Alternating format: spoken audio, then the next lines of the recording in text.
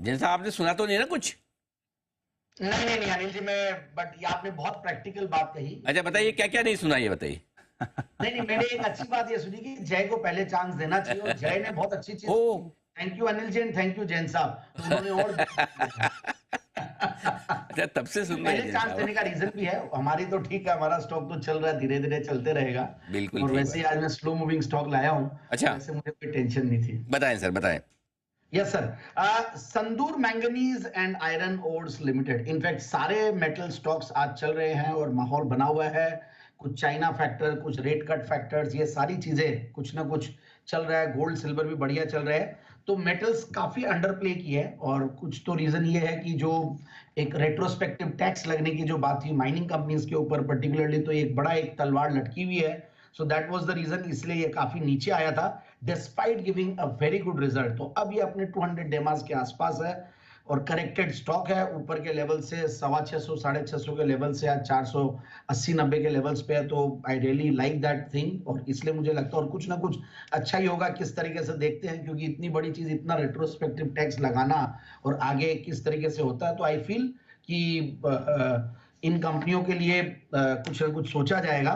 But overall संदूर manganese एक fantastic company, एक पुरानी कंपनी। सबसे बढ़िया बात एक मतलब अगर हम देखें तो संदूर हिल्स, जो कि मैंगनीज की माइनिंग के लिए जाना जाता है, और वहां से ये कंपनी निकली है 1907 से 1953 तक, तो एक फॉरेन कंपनी के अंडर में थी। फिर जो घोरपड़ेज है, वहां की जो रॉयल फैमिली है, उनके अंडर में एक कंपनी है, मिस्टर वाई आर घोरपड़े, उन्होंने ये स्टार्ट किया और अब नेक्स्ट जेन भी इसमें काम कर रहे हैं। तो 1954 से ये काम स्टार्ट हुआ है। और कंपनी की सबसे बढ़िया बात है, मैं कौन कौन नोट्स और ये सब पढ़ रहा था, मैनेजमेंट कमेंट्रीज भी, तो माइनिंग की जो इनकी मैकेनाइजेशन है वो बहुत बढ़िया है। और फुल्ली मैकेनाइज माइनिंग करने की वजह से इनकी मार्जिन्स बहुत अच्छी है, हायर मार्जिन्स पे काम कर रहे हैं, जो मैं भी देख रहा था बैलेंस शीट में भी और क्वार्टरली रिजल्ट्स में भी दिख रहे थे। और one of the best operating matrix है इंडस्ट्री के अंदर, और ट्रैक रिकॉर्ड तो बेहतरीन है ही है। और इस स्टॉक को मैंने भी कम से कम 4 बार पहले कवर किया हुआ है, नवमी के 9 पिक्स में कवर किया हुआ, और हर बार टारगेट्स अचीव हुए हैं, तो वहां कोई दिक्कत नहीं है।